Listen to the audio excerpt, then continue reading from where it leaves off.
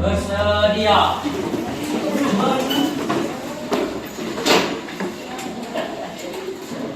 Salam kepada Ibu Guru. Assalamualaikum warahmatullahi wabarakatuh. Waalaikumsalam warahmatullahi wabarakatuh. Selamat siang. Ya. Ini masih semangat ya kita, biarpun panas terik di kota Bengkulu, tapi tetap semangat. Ketua kelas, silakan pimpin doa dulu sebelum kita mulai pelajaran. Baik teman-teman, kita belajar. Kita berdoa dulu. Berdoa mulai.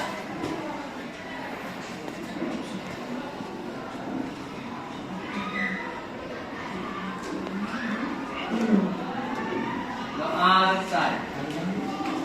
Oke. Ini kelompok yang kemarin sudah siap ya, tugas main mappingnya. Tidak ada kendala kalian? Alhamdulillah sudah selesai. Ya.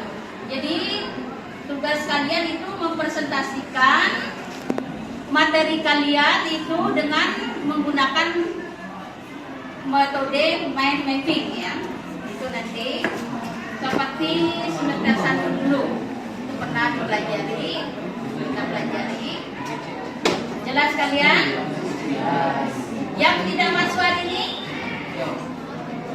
Ada? Ya. Oke.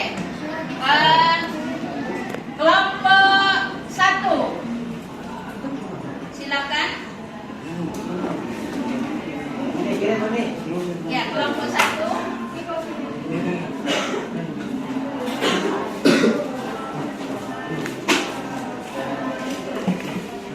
Assalamualaikum warahmatullahi wabarakatuh. Waalaikumsalam warahmatullahi wabarakatuh. Kami kelompok 1 akan mempresentasikan hasil diskusi kami. Saya yang berjudul stabilitas politik dan keamanan sebagai dasar pembangunan.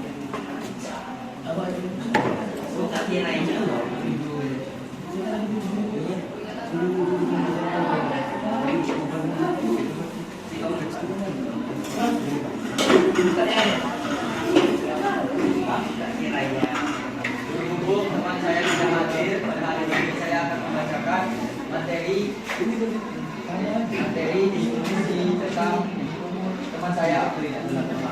Latar belakang terbentuknya pemerintahan Orde Baru yang diawali dengan keputusan sidang istimewa MPRS tanggal 12 Maret 1967 yang menetapkan Jenderal Soeharto sebagai pejabat presiden. Kedudukannya itu semakin kuat setelah pada 27 Maret 1968 MPRS mengukuhnya sebagai presiden penuh.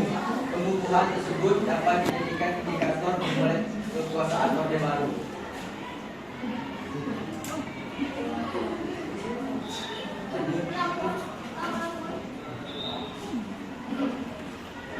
Orde Baru, pemerintahan Orde Baru segera berupaya menjalankan Undang-Undang Dasar 1945 dan Pancasila secara konsekuen dengan melakukan rehabilitasi dan stabilisasi politik dan keamanan atau Polkar. Tujuan dari rehabilitasi dan stabilisasi tersebut adalah agar lakukan pembangunan ekonomi bagi kesejahteraan rakyat Indonesia. Dalam melaksanakan rehabilitasi dan stabilisasi Polkar, pemerintah Orde Baru di bawah pimpinan Soeharto menggunakan suatu pendekatan yang dikenal sebagai pendekatan keamanan atau security approach. Di dalamnya ada stabilisasi dan depolitisasi kekuatan organisasi sosial politik atau orsoskol yang dinilai akan menambah kewibawaan pemerintah.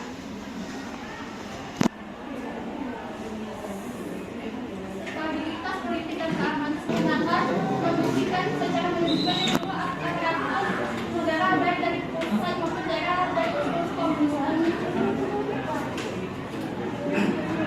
Dalam rangka menciptakan politik yang stabil dan kondusif di masa Orde Baru, melakukan pelemahan atau mengeliminasi kekuatan-kekuatan yang mengganggu stabilitas dan menolak kewibawaan pemerintah. Pelemahan dilakukan terhadap pendukung Soekarno, kelompok Partai Sosialis Indonesia atau PSI, dan kelompok Islam fundamentalis yang sering disebut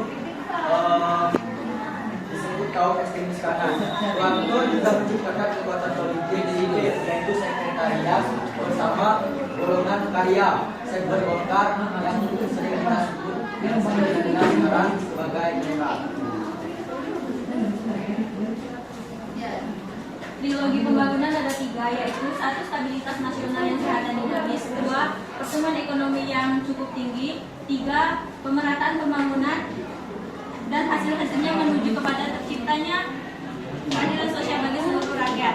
Semua penghalang pembangunan termasuk segala hal yang dapat memicu munculnya instabilitas nasional bangsa harus disingkirkan. Itulah kira-kira makna yang terkandung dalam trilogi pembangunan, yaitu terwujudnya stabilitas politik dan keamanan, pembangunan di segala aspek kehidupan, dan pemerataan pembangunan sebagai beserta hasil-hasilnya.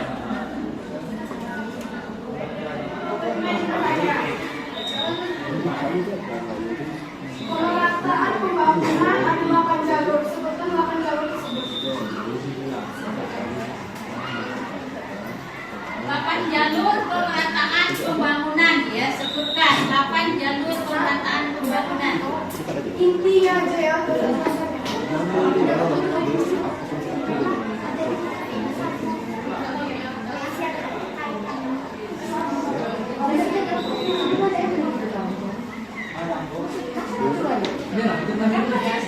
Ada lagi yang ingin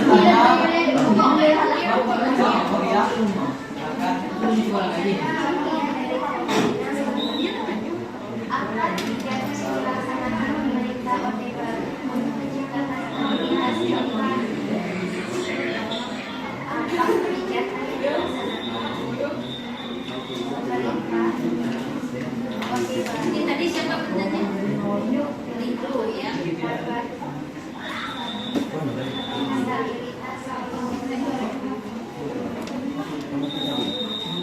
Politik mengacu pada ketertiban dalam sistem pemerintahan, keberlanjutan kebijakan, serta kemampuan lembaga negara dalam menjaga konsistensi dan keadilan. Sementara itu, keamanan menyangkut upaya pencegahan konflik, perlindungan terhadap warga negara, dan penanganan tentang keamanan baik dari dalam maupun luar negeri. Ya, silakan. Kami akhiri. Assalamualaikum warahmatullahi wabarakatuh. Waalaikumsalam warahmatullahi wabarakatuh. Waalaikumsalam warahmatullahi wabarakatuh. Kami dari mahasiswa ingin mempresentasikan perbedaan kami. Perkenalkan, nama saya Diki Nugraha. Nama saya Iksan. Nama saya Rizka. Nama saya Flora. Sambil. Di sini saya akan mempresentasikannya.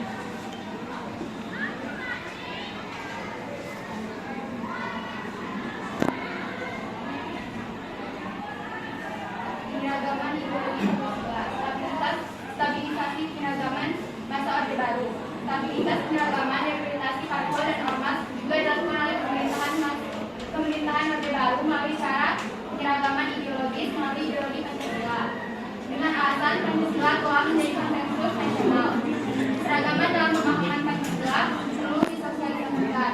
Kemudian dalam pidatonya menjelang pembukaan Kongres Nasional pada 12 Agustus 1976 di Jakarta, Presiden Soeharto menyebutkan kepada seluruh rakyat agar berperan pada diri sendiri, mewujudkan Pancasila dan mengajukan ekspektasi siap bagi ikrar tersebut.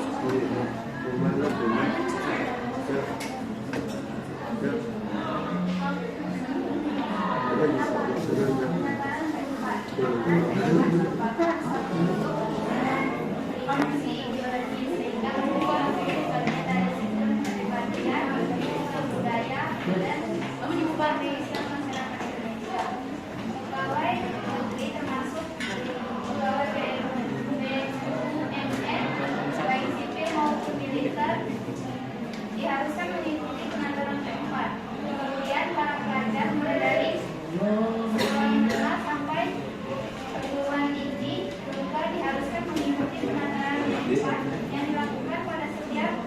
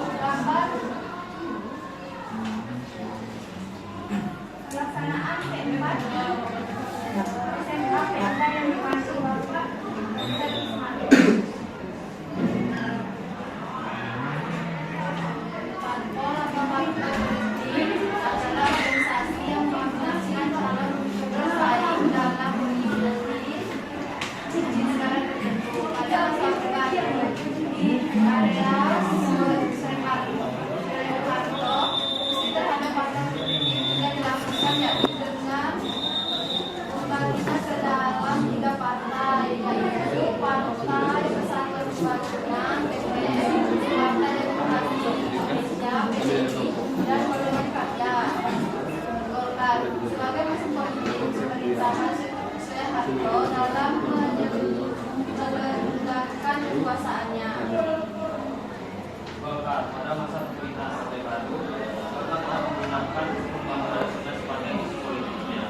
Dan terkecuali saat pemilu, Golkar lebih menonjolkan dalam bidang pembangunan sebagai stabilitas politik dan meningkatkan kesejahteraan rakyat. Nanti ini cukup mampu dalam meraih simpati rakyat demi memenangkan pemilu hingga melanjutkan partai dari musim bisnisnya.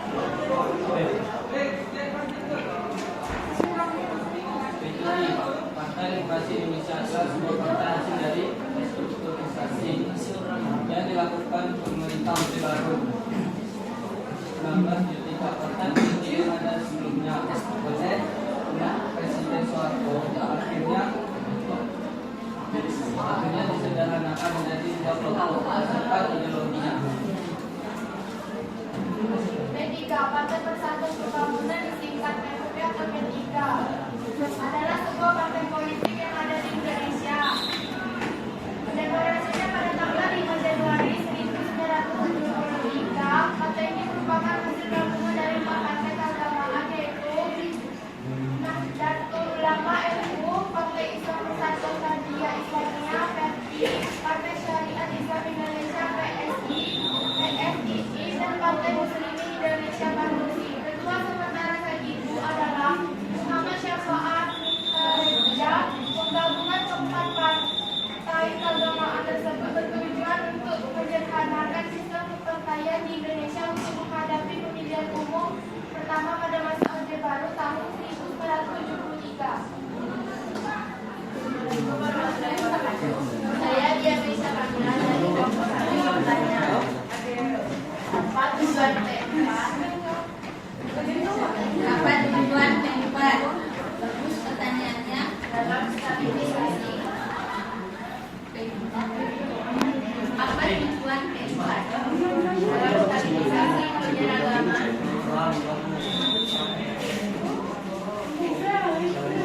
Pada masa Orde Baru. Lalu P dan 10.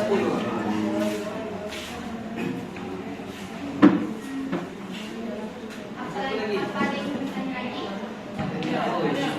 Assalamualaikum, saya Rizky dari kelompok 2. Bagaimana dampak upaya politik melalui penyeragaman upaya stabilitas? Upaya stabilisasi. Yang sudah bertanya menjawab. Terima kasih sudah bertanya dan menjawab. Kesimpulan dari kami adalah dalam konteks stabilisasi dalam pada upaya pemerintahan Indonesia untuk menghasilkan kesalahan dalam pemahaman ideologi Pancasila. Upaya ini melibatkan politisasi partai politik dan organisasi masyarakat serta konsolidasi nilai-nilai Pancasila sebagai konstitusi nasional. Tujuannya adalah menciptakan stabilitas politik dan ekonomi bangsa. Sekian dari kami. Wassalamualaikum warahmatullahi wabarakatuh. Waalaikumsalam warahmatullahi wabarakatuh. Kelompok 5 tadi, karena ada kaitannya dengan kelompok 1 tadi, karena kelompok apa begitu namanya? Assalamualaikum warahmatullahi wabarakatuh. Waalaikumsalam warahmatullahi wabarakatuh. Kami dari kelompok 5 ini mempresentasikan hasil kerja kelompok kami.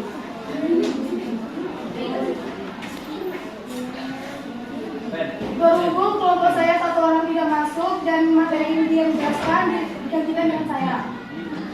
Yang berjudul kebijakan pembangunan Orde Baru. Tujuan perjuangan Orde Baru adalah menegakkan tata kehidupan bernegara yang didasarkan atas kemurnian pelaksanaan Pancasila dan Undang-Undang Dasar 1945. Sejalan dengan tujuan tersebut, maka ketiga kondisi politik bangsa Indonesia harus stabil. Untuk melaksanakan amanat masyarakat, maka pemerintah merancang pembangunan nasional yang diupayakan melalui program pembangunan jangka panjang dan jangka pendek.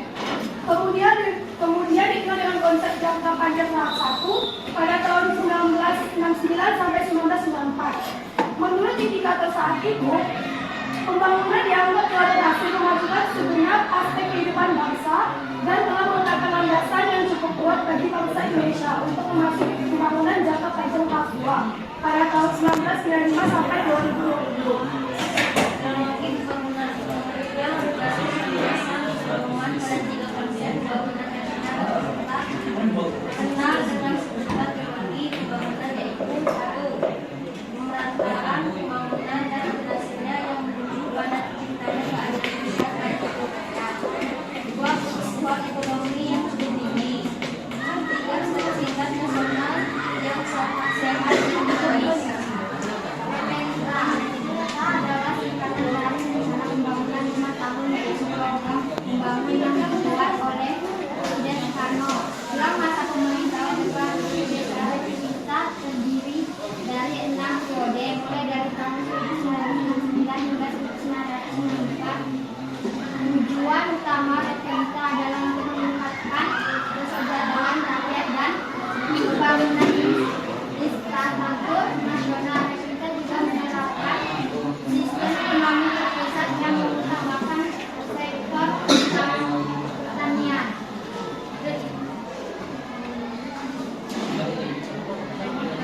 Ketiga, pembangunan 5 tahun tahap 3 pada tanggal 1 April 1979 sampai 3 Februari 1994. Maka pemerintah Orde Baru menetapkan 8 jalur pemerataan yaitu 1. Pemerataan pendidikan juga PT rakyat pangan beragam terhadap perumahan.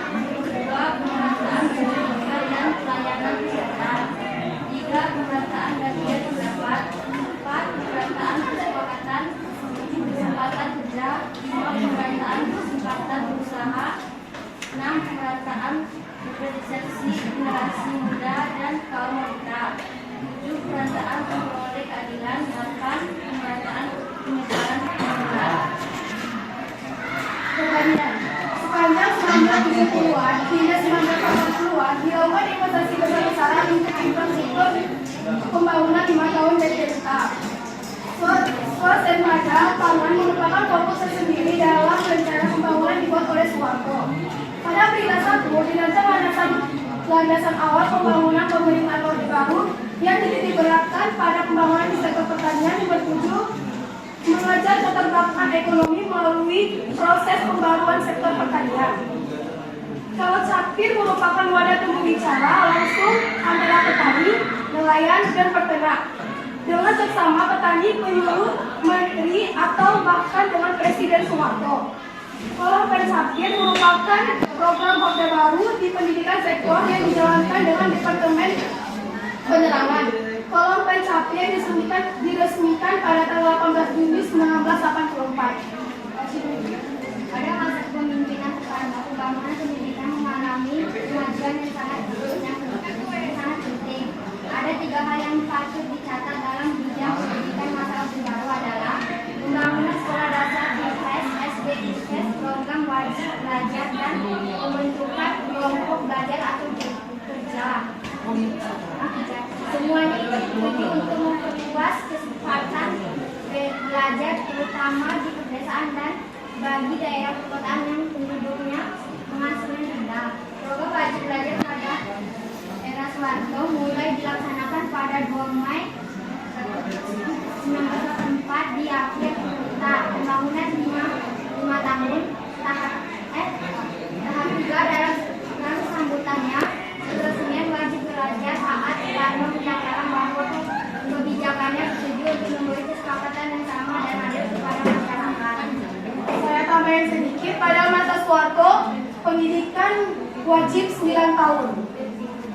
Pendidikan ini apa itu wajib belajar ya? Wajib Wajib belajar itu pada masa Orde Baru yaitu 9 tahun. Pada tahun 1971 Indonesia memiliki 39,1 yang buta huruf. Dan pada tahun 1980 menurun menjadi 28,8 dan berikutnya terakhir pada tahun 1990 Indonesia memiliki 15,9 yang buta huruf. Sampai saat ini saya rasa tidak ada yang buta huruf. Ya alhamdulillah tidak ada yang namanya buta huruf. Kita bebas di Indonesia bebas buta yang itu membahas realita 3. Ya, kenapa bahas realita 3? Kalau di PMK 3 sudah mencakup seluruh dari 1 sampai 6. Ya, karena sudah mencakup dari realita 1 sampai 6. 8. Ya, kesimpulan. Kesimpulan dari materi kami yaitu kebijakan pembangunan Orde Baru memiliki dampak signifikan dalam menciptakan perubahan dan perkembangan positif di berbagai sektor kehidupan masyarakat Indonesia. Sekian dari kami, terima kasih. Wassalamualaikum warahmatullahi wabarakatuh. Silakan kelompok 3. Assalamualaikum warahmatullahi wabarakatuh. Waalaikumsalam. Jadi kelompok 3 yang beranggota pertama Nini Hendrawan Putra, kedua Rindy Ferdiansa, ketiga David Baru. Cuma 3 orang inilah. Apa ada yang nggak masuk? Ya, silakan.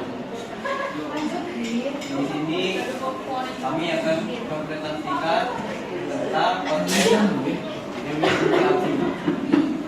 Dwi ya. Bukan Dewi, Dwi. Dewi Putri Abdi adalah gagasan yang diterapkan oleh pemerintah Orde Baru yang menyebutkan bahwa Angkatan Bersenjata Republik Indonesia, terutama Tentara Nasional Indonesia Angkatan Darat, memiliki 2 tugas, yaitu pertama menjaga keamanan dan ketertiban negara, dan kedua memegang kekuasaan dan mengatur negara, sekaligus digunakan menggunakan militer dan meningkatkan pengaruh di Indonesia melalui praksi militer nasional secara permanen.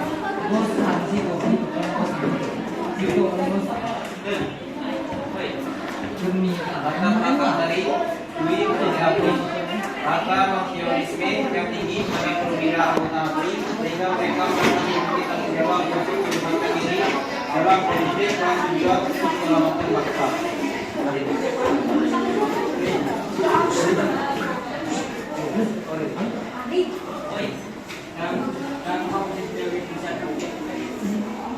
Anggota memiliki potensi lebih banyak di bidang pemerintahan. Selain itu akan menjadi pemegang utama di sektor pemerintahan. Bupati militer dan bupati wali kota pemerintahan provinsi dan duta besar dan pemimpin perusahaan. Pemimpin perusahaan ya.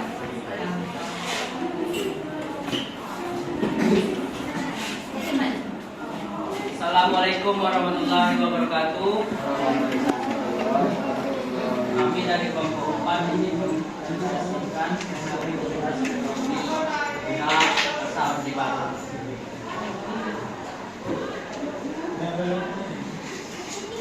Rehabilitasi ekonomi. Rehabilitasi ekonomi adalah perbaikan secara fisik, sarana, dan prasarana ekonomi. Kondisi ekonomi yang diwariskan oleh Orde Lama sangat buruk. Sektor produksi barang yang konsumsi hanya berjalan 20% dari kapasitasnya. Demikian pula sektor pertanian dan perkebunan tidak mengalami perkembangan yang berarti. Utang yang jatuh tempo pada akhir Desember 1960. Seluruhnya adalah 2.365 juta dolar AS dengan rincian sebagai berikut: 20 negara komunis 404 juta dolar AS, negara barat 387 juta dolar AS, sisanya pada negara-negara Asia dan badan internasional.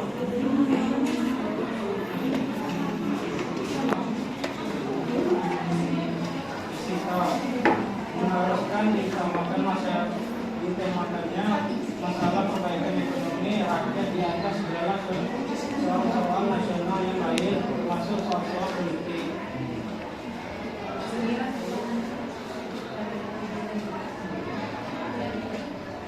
Tujuan dikeluarkannya tetap MPR.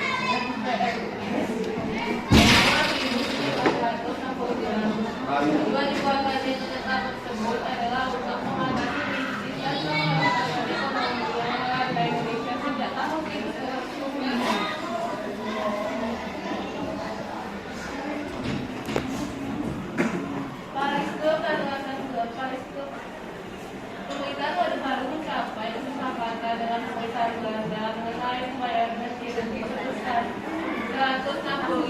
AS terhadap beberapa perusahaan Belanda yang dinasionalisasi oleh Orde Lama pada tahun 1978 dengan dicapai suatu kesepakatan untuk mengganti rugi kepada perusahaan Inggris yang kekayaannya disita oleh pemerintahan Republik Indonesia semasa era kolonialisasi pada tahun 1945.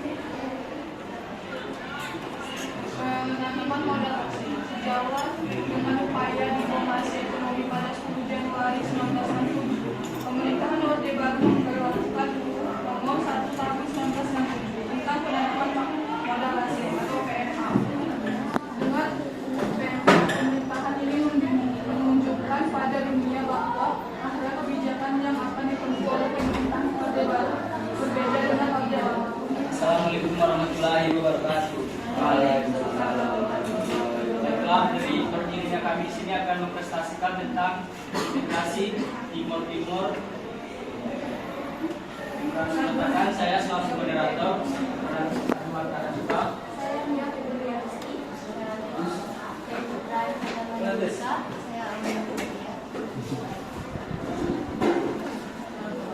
Baiklah, materi yang pertama akan disampaikan oleh Oya. Oya akan bersilakan. Latar belakang integrasi di wakil-wakil Indonesia adalah kebebasan yang diberikan oleh Portugis kepada Timur-Timur untuk berdiri sendiri dan rakyat mendapatkan kesempatan untuk melakukan kegiatan politik. Pemberian keleluasaan bagi wilayah Timur-Timur disebabkan karena terjadi perubahan dalam terjadi sebuah peristiwa besar di Portugis yaitu Red Flower Revolution atau revolusi bunga. Peristiwa ini merupakan kudeta yang dilakukan oleh Boleh pakai hal itu ya, Pak Japri tugasnya, maksudnya melalui LMS. Boleh bagi yang ini nggak bisa, boleh pakai buku tulis, ya kan? Bukan. Ya. Dengan doa. Ya. Oh, Bima. Apa Bimo yang itu? Bimo. Bima ya. Bimo. Aja kamu nutup kan? Baiklah, untuk mengambil kita nih pada siang hari ini, ada baiknya kita berdoa. Berdoa dulu.